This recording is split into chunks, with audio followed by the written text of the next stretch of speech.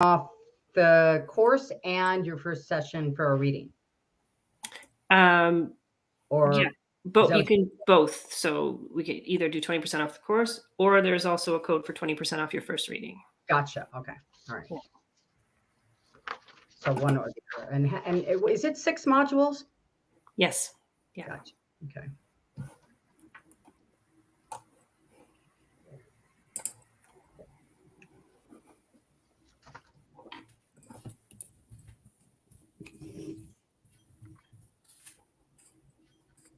Any fun plans for the weekend?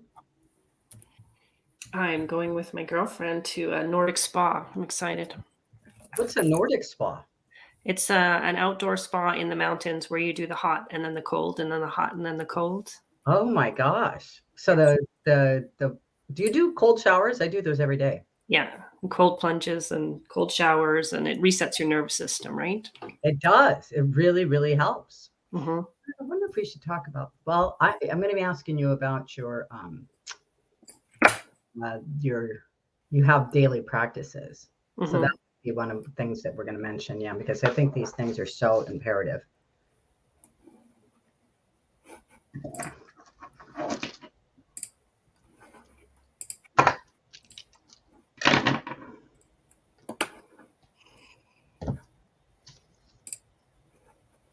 What about you? Do you have a fun weekend set up? No, just trying to get a little relaxation. I think I told you I took this flow code course. Well, it's not, yeah. So I passed the exam, but now I got to learn all the triggers. So it's a lot of study. I've got all these plates in the air at one time. So I've got to. Okay, ladies, you can start if you are ready. Okay, ready? Yeah, let's go. Welcome to Transparent with Tina. Today's guest is an intuitive angel medium and healer. She's helped hundreds of people find their purpose, find their voice, and basically heal them. Welcome, Lori Parente. Thank you. Thank you so much. It's an honor to be here today. I want to just start with, I am a true believer, and I know that there might be a lot of skeptics out there, but I actually had a reading done by you, which I'm going to go into a little bit later, and you are the real deal. So you guys stay tuned, listen to the full interview, and I think you're going to be amazed at a lot of the things that you hear. So you knew from a very young age that you were an intuitive and healer and angel medium, or what? How did this all happen? Yeah, when I was really little, I was really connected, and I saw angels everywhere, and I saw spirits, and I knew things before they happened, and I knew what people were going to say. I knew who would be on the phone before they called, and it was very natural for me as a little child. But I wasn't born into a family where it was celebrated. So I learned very early not to share what I was seeing and not to share what I was hearing or about my dreams, because it just wasn't supported in my family. When I started to talk about the angel on the lawn and why they were there was talk of maybe we need to take her to a doctor. So I learned very early on that it wasn't safe to express that. Now, were your parents spiritual at all? Later I learned that my mom she was actually a very natural medium, but because of what had happened in her life, she had shut that down. And so she didn't want to see that in me. That's what happens from generation to generation. If you don't heal, when you heal yourself, you heal for all the generations to come, Right. And that was something that I just learned at an intensive retreat, I would say. So when you say that you saw, because a lot of the things I'm thinking, yeah, because I know what people are going to say before they're going to say it. I almost like, it's almost impossible to lie to me. I know when people are lying, but seeing angels and seeing spirits, tell us more about that. Like you actually saw the vision or felt? Yeah, tell me. Yeah. So when I was little, I would see I would see spirits. I would see angels. There was in the house that we lived in, my sister and I, our bedroom was in the basement, and there was a spirit in the bathroom. And I later found out that he was a man in his 40s who had passed away in the home. But as a little kid, I didn't know who he was. I wasn't scared of him, but I knew that if I talked about him, it wasn't right to talk about him. Well, did it look like a human, or was it like an outline of a human, or did it look like transparent? I mean, I'm asking because I kind of had a similar experience when my brother passed away when I was 9 years old. My brother and I were sharing a room at that time, and we both were supposed to be asleep. It was like an hour after we stopped talking, the lights were out, and we were the only two in the family that were not with him when he was killed. So we're both happened to be facing the same way that at the curtains, and we had blackout drapes. And the reason I said, you'll understand why I say that. And all of a sudden we see this, it's like a figurine, and it's glowing. It's got this glowing, like pulsing. Mm-hmm. And I'm thinking to myself, first thing I thought was Jesus. Maybe it's Jesus, And then it was almost like he was I couldn't hear it, but I could hear it in my mind. Right. Coming to say goodbye. All of a sudden the light flips on, and my brother's like, "Did you see that?" And I'm like, "Yeah, why'd you turn off the lights?" So that's the closest that I've come to. I mean, I didn't see his face. Like I said, it was like an outline, and it was just kind of pulsing. But Right. you actually saw a face. Sometimes you'll get the full form, and sometimes it'll just be like a being of light, and sometimes it will just be a shadow, and you'll know who it is. So it's always different, and it depends on how much. It's like building a muscle. The more that you tune into it, the more information you can get, right? The clearer everything becomes. Okay, so that's the intuitive. Then you are an angel medium, which means you communicate with those that have passed on the other, passed on over on the other side, correct? Yes. So I'm very connected to the angelic realm. I carry angelic frequencies. And so I'm able to connect through my team, into other people's, what I'll call your heavenly helpers or your spiritual team, and get messages relayed back and forth. It's quite interesting because it's instantaneous messaging. What is angelic? You said you have angelic frequency. What does that mean? So everything is energy, everything is frequency, everything is vibration. And the angelic realm is a certain kind of frequency that you can tap into. And then when you're tapping into loved ones, it feels differently. It's a different kind of energy. And when you're tapping into ascended masters or teachers, it's always a little bit different. But that angelic frequency is what I bring through the most. Now, can anybody tap into that frequency? If they have made a contract to be in this life and to bring that frequency through, absolutely. Can anyone? I think with the right intention and the right work, I believe so, yes. Do you believe that everybody has a little bit of a psychic ability? I believe that we all have huge psychic abilities. We were just taught that there's only 5 senses.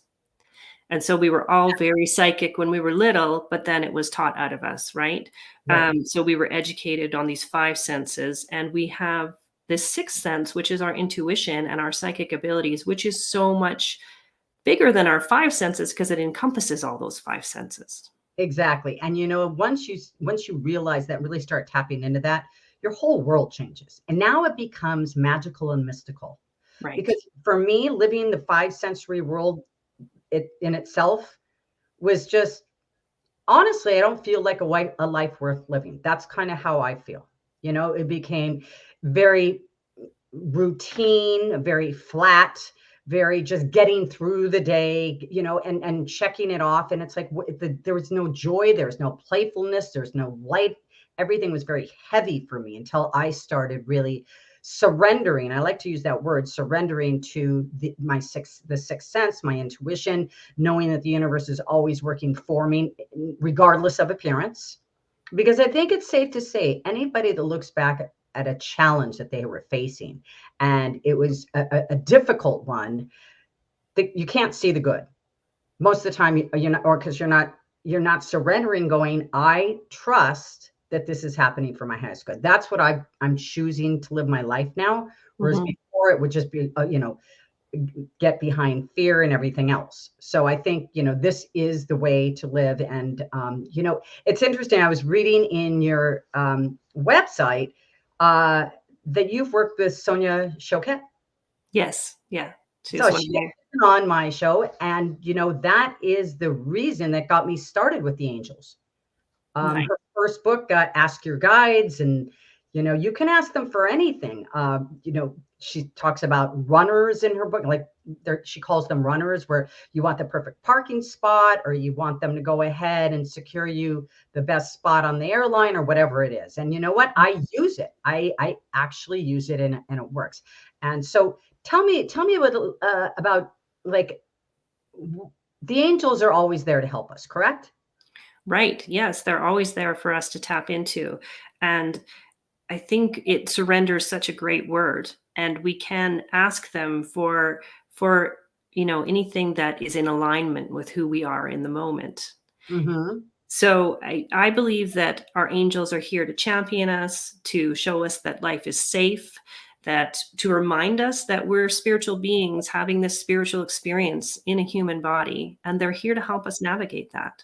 Yeah, because it's I'm hoping it's going to be easier when I'm an angel. Rather, this human experience is it doesn't get easier. I mean, in some ways it does, like me surrendering, Mhm. but then you've got to deal with older age and your physical and all that kind of stuff. Um, so, how do you call in your angels? But at this point, my angels are just with me all the time. Okay. But I think it's really important to set up what I call a sacred space when you're going into meditation, to have a space where you can go, and maybe it's something that you can visualize quite easily. Maybe it's something you've seen in a movie or a poster or somewhere you've been in the world, where you just feel comfortable and you feel safe and you feel calm and you feel peaceful, and just go into that space mentally and create it with all of your senses. Bring in all the sights and the sounds and the feels, and then just invite them in and start having conversations. Through visualization. Yes. Yeah. Okay, so that's one of the things that came out in my reading, um, Mm. was my guardian angel is my grandmother, and you are the second person that told me that. And the first time, I thought that's got to be a mistake because I never met her. You know, Right. I never met either one, to be honest with you. But you described her to a T, what she looks like. At first I thought you're talking about my mom, but then you said blue eyes. I'm like, oh my God, the wavy hair, the blue, even what she was wearing, and it blew my mind. So you had said to me, she's asking you to visualize a cottage, like a stone, not a cottage, a stone, like a stone cottage, I guess you can have, by the beach. So that's what I'm doing to go to meet with her. Let me ask you, I guess I can use that same place to call in my angels. Should it, right? Right, right. So our loved ones and our guardian angel will always connect with us first because it's the easiest vibration to connect into. And then you can expand from there. And you will know or when it's time to meet other people or when it's time to try a different place. And sometimes they'll just come into you. They'll come in with your dreams. They'll come in when you're driving. They'll come in. You'll be sitting thinking you're talking to your grandma, but somebody else will show up. And it's just about being open and curious and really just approaching it all with love and compassion for yourself. Okay, so now that you mentioned dreams, do you think that's another avenue of them trying to communicate with you is through your dreams? Because I don't believe Absolutely. your dreams are random. I think there's this concept of when we go to sleep, where does our consciousness go? Like, are we Mhm. just sitting on the edge of our bed twiddling our thumbs for 8 hours? We're traveling at night. We're learning, we're expanding, we're growing. We are meeting with our loved ones. I mean, that's definitely happening at night. Whether you remember your dreams or not. Because I know a lot of people have said they don't. And there's periods where I remember every dream. And then sometimes I go for months and I don't, I'm sleeping, but I don't remember my dreams. Right. But Yeah. you're still integrating information while you're sleeping, whether you're conscious of it or not. And also, I heard that candles is a way of activating the connection with your angels. How do you feel about that? I love candles. If that feels right to you, Mhm. you can always, if you know what your your yes and your no feel like in your body, you can start to test that. Do candles feel right for me? Yes. Right? Yes, exactly. So you have a daily practice that keeps you grounded and in touch with your spiritual team. Tell Mhm. me about that. What is your spiritual team? So your spiritual team is just the collection of your angels, your guides, your mentors, your loved one, everyone who is around you at this time supporting you. And they can come and go and change. We get different guides. We can call in different teachers, different mentors when we need different things in our life. And it's just, we've I think sometimes we feel like we're alone, that we're doing this alone. Oh yeah, We have absolutely. so much support that we can't even imagine the amount of support we have. And the first time that I called in my whole team, I was doing a meditation. I was on a beach and I was just surrounded by concentric circles of those who are supporting me. And when you feel that kind of support, you're right, life changes because it's safe to be here. It's safe to be who you are. And you're completely supported in shining your light, in letting your heart shine. Exactly. And what I've been experiencing a lot is repetitive numbers, which I've come to find out are the angels trying to send you a message. And I've never had this before. And now it's not a day that goes by that doesn't at least happen once. So it's like 111, 1111, 222, any repetitive numbers. And it really is fun because and now I have a lot of them memorized. But you just if you guys are seeing this at what those of you that are listening and watching, if you experience that and you look at your clock and it has the repetitive number, go into your browser and just type in angel meaning of number and then put the number in. And it's just amazing. And I'm getting 1111 a lot. And that's basically saying that I'm on track, I'm on course, which because I am creating a lot of new things in my life at one time. And that can be overwhelming when you're just relying on your sixth senses. Because you know what? I couldn't have done what I'm doing right now last year without without surrendering to understanding that this is real, right? Right. Because I would have been trapped behind fear and gone at a much slower pace. So tell us some of the daily practices that you do to ground yourself and get in touch with your team. So it's something that's always evolving. I started off with meditation. Mhm. And of course, you and I have talked about breath work and how important it is to be grounded into your body. So there's always some element of meditation and some element of breath work. And then I have a sacred space that I go into in visualization. And I meet with my team. If you can think of it as a kind of a cosmic boardroom where everyone's around the boardroom table and just, what do I need to know today? What's my Mhm. best course of action? What is what can I do today to follow my highest timeline? And just be getting that information and that support. Exactly. And you know what? That's how I journal. Danette May, who I had on my show probably about a year or so ago, gave me that tip because instead of just putting pen to paper, she said, write at the top of your paper, what do I need to know? And Right. it's fascinating because Mhm. it's like your hand starts. If you don't believe in channeling, you will when you do this because my mind couldn't think that fast to be writing down. It's just coming through me. So I love that. What do I need to do? And then there's another one too. Where do I need to go? What do I need to do? Who do I need to see? Or what do I need? I got it mixed up. But it's basically asking how you can best serve for the day. Right. Right. And I think that in itself, Lori, is like so crucial. That's such a game changer because you know what? If we're always just thinking about ourselves, that first of all will make you feel disconnected and separate right there. Okay. But if you're always asking of how you can serve somebody else, then I think that's where the fun begins too, because you start to realize, wow, I have more gifts inside of me than I thought I did. Or, it's just a chain reaction. As long as just a little tiny caution in there, as long as everything that you're doing to serve others, that you're filling yourself first, that you are when you're asking, what do I need to do today? It might come back to you to say, you know what, you need to take the day to rest. And Mhm. so take the day to rest, because then you'll be able to fill your cup and serve others from a full cup. So as long as you are making sure it is about taking care of yourself first, because you can't take care of anyone else if you are completely burnt out. And you know what? We weren't taught that. We were taught that's selfish. And you know what? I most of the things that we've been taught is backwards. Right. Because just look at any child. I've said this before. Look at any child. That's your true nature. They don't have fear. They're love. They're joyful. They know what they want. You ask a kid, any child, what they want to do. When I grow up, I want to be this, and then you ask an adult, like, I still don't know what I'm going to do. And you know what? It's not that they don't know, I don't believe. It's just they've become so filled with fear that they don't trust themselves enough that they can actually accomplish it. So why bother to even say it? Because I don't want to disappoint myself for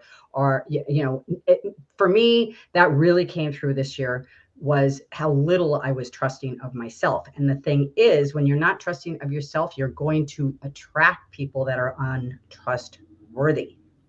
Right. They're going to mirror that to you. And so we've been taught that we can fix everything by thinking it through. And it's just, we can't. If we're up here, we're not in our body. And we need Right. to bring our energy down and be embodied and follow the energy within and around us for what's the best course of action for me and everyone around me today. Exactly. And so that was one of my questions too, was, is it possible to access your angels and your guides if you have a very busy mind? You do need to find a way to calm your thoughts. Mhm. You can ask your angels to help you to calm your thoughts, or to bring you methods that will help you to calm your thoughts. And then often what will happen is you'll be looking through something and it'll come up, hey, if you want to calm your thoughts, try this. And they'll bring you methods that will help you. I think if you are always in your brain going round and round, it's a little bit hard to Going to connect. be hard. And it's usually those people that wouldn't be tuning into this anyway, because they wouldn't really believe in the sixth sense anyway. So why don't we talk a little bit about some of those practices to calm your mind? Okay. So we talk meditation Mhm, is one. I actually, when I meditate to the solfeggio sound frequencies. mhm. Do you think that that gives you a little bit of a leg up? If you're someone that music or frequencies calm down your mind, then absolutely do that. For Okay. myself, I'm a former professional musician, so listening to any kind of music, I just tune into the music. So I need the silence. So it's just experimenting, try different ways and find what works for you. And if someone is saying to you, do it this way, don't listen to them, because you're the only one who knows what's going to work for you. Yes, and I do have several kinds of ADD, and I've read about it, and it does work. If you have ADD, it's better to calm your mind with a little bit of music, not something that you're going to want to sing to, because then but just something calming. So the sound frequency. So for those of you who don't know what I'm talking about, you can just go on YouTube and put in the number nine, solfeggio, SOLFEGGIO, um, frequencies, and it'll give you all the different ones, and they're all for different things. Some are cleansing your aura, some is for cell regeneration and everything else. I found that to be amazing. We touched upon a little bit about breath work. Mhm. Huge game changer for me. So as you said, it actually calms your central nervous system. Right. When you have anxiety, well, think about it. When you have anxiety, what happens? You stop breathing, right? When you get scared, you stop breathing, and it changes your central nervous system. So to calm it down, it's usually I love Wim Hof's. I mean, yeah, I feel like I'm about to pass out when I do it because you actually are hyperventilating, but you feel it working. You feel it tingling and everything else. Also great for releasing any kind of stuck bad energy from past trauma or anything else. We also talked about the cold showers and plunges. Do you think that helps to calm you down? I know it's great for your cardiovascular, but It's really good for your nervous system. And one of someone was telling me this summer that in the Norwegian countries, if you have depression or anxiety, they will actually prescribe cold plunges. Interesting. right? Before That's going to drugs, right? yeah, Yeah. yeah, exactly. Oh my gosh. Okay. All right. So let's see. You do coaching as well, correct? You do readings Mhm. and you do coaching. Can you tell us a little bit about your coaching program? So I have a coaching program called There She Is. It's about women finding themselves because so many of us have, whether it is from trauma or conditioning or family or cultural or religious, whatever's happened in our lives, we don't know who we are. We're just busy taking care of everyone else and making sure everybody else is okay. And we don't know how to fix it. And we get to a point where it just feels, like you said before, like life, like, what am I doing? It's Yeah. not working. It feels heavy. There's no joy. So it's all about, it's a 8-week course where we go through embodying your thoughts and your grief and your forgiveness and all those things, and then opening up to your spiritual gifts. That's the online course, correct? Yeah. That's the online course. Okay, so do you do one-on-one coaching too? I do one-on-one coaching, I do group coaching, and I have an online course as well. Okay, so let's not confuse everybody. So you do the one-on-one coaching, and so when you are coaching somebody one-on-one, what are you focusing on? Normally, I'm focusing on whatever their spiritual team is bringing through that they need. Oh, I see. So it's a coaching session with your intuitive Mhm. leading you to let that person know what they need to be doing at this point. Right. Oh, that's amazing. Mhm. Okay. Wow, I didn't know that. Okay. And then you do, is that the same thing as a reading like what I had? Yes, so people will sometimes just book one reading with me, and it will be enough for them to open up to their light, because we will do activations in there as well to open up some more of their psychic senses. And then other people will do groups of one-on-ones. Okay. All right. Yeah. Like I said, my reading, and the fact, I mean, my dad came through. Mm. And for again, those skeptics out there, how did you know, how would you have known that my dad passed away? How would you know that I didn't have a good relationship with my dad? But it felt wonderful because he came back to say, I'm sorry. So best half hour I've spent in a very, very long time. So I didn't know this. So I'm gonna be doing this again. And so do you just whatever the angels come, whatever is coming through, or you can also ask questions too. If there's something that you want to know, you Oh, ask. absolutely. Yeah. Okay. All Yeah. right. That's fantastic. Okay. Mhm. Let's see. What is the free quantum light language activation? For So, I believe we did light language in your that's journey. what I thought. That's what I So, thought. Okay. So yeah, that, okay. um, light language is a quantum language built of sound and color and sacred geometry, and it's something that we all can connect to. It's like our soul is speaking to us. So I connect to angelic light language, and when I'm working with clients, I can connect into the light language that will help them for healing and activations. Oh, fantastic. And how do you heal? So I don't personally heal. The Okay. angels come through me and bring Oh, healings. And we normally work through this through shamanic journeys, uh-huh. which I believe we did in your session as well, where we'll go on a journey, Right. and Exactly. we ask the angels in to help heal whatever we're working with. Right. Okay. And what is you say is that the same thing as where you say you embody angelic frequencies? Right. So That's right. embodying angelic frequencies, channeling angelic frequencies, it's all just different words. Right. Okay. Well, I'm sure, let's see, I'm trying to think if there's any other questions that I had. No. So, what would you say would be three things that somebody could do if they're completely new to this, um, that they could start right away to start getting in touch with their spirit, the angels, and things like that? Well, I would say, first of all, find a way to quiet your mind. Okay. Find what works for you. I mean, there's tapping, there's breath work, there's guided meditations, anything that you can do to get past your mind and get into your body. Mhm. Um, and then I would just say be open to connection and just be curious and set up that sacred space and start to connect with your loved ones, with your people. I do have a guide on my website that leads everybody through, prepare, initiate, and listen.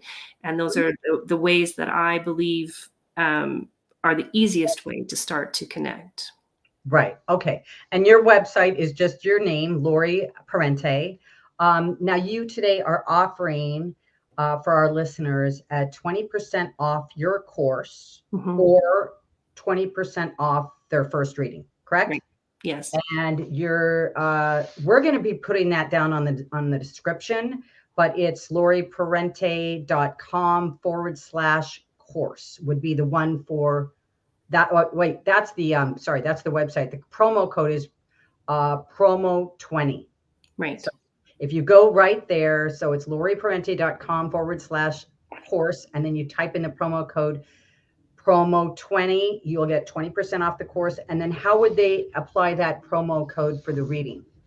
So if you've never had a reading with me before, I offer a 20% discount, and the promo code is just first 20. First 20. Okay, perfect. All right. Well, Lori, it's so amazing having you on. I'm so glad that we got to shed this light with my listeners. And I know it's completely changed my life. And I keep getting more and more excited about it because, like you said in the beginning, anything you do more of gets easier. And now it's like I'm looking for my numbers every day. And you know what? I ask for a sign. If I'm trying to make a decision on something, I'll say, okay, show me a dove today, and if I don't see the dove, I'm like, well, maybe I shouldn't be doing that. But it makes it a lot more fun and magical. And I think that's, in this day and age, we need a little bit more lightness and something to be hopeful about. And, this thing called life. And like you said, everything is energy. Everything is energy. We are not just a fixed form that are five senses. We have that spiritual, intuitive side that we can connect with at any time. So thank you again for being here, Lori. And thank you guys all for tuning in. And we will see you next week. Thank you.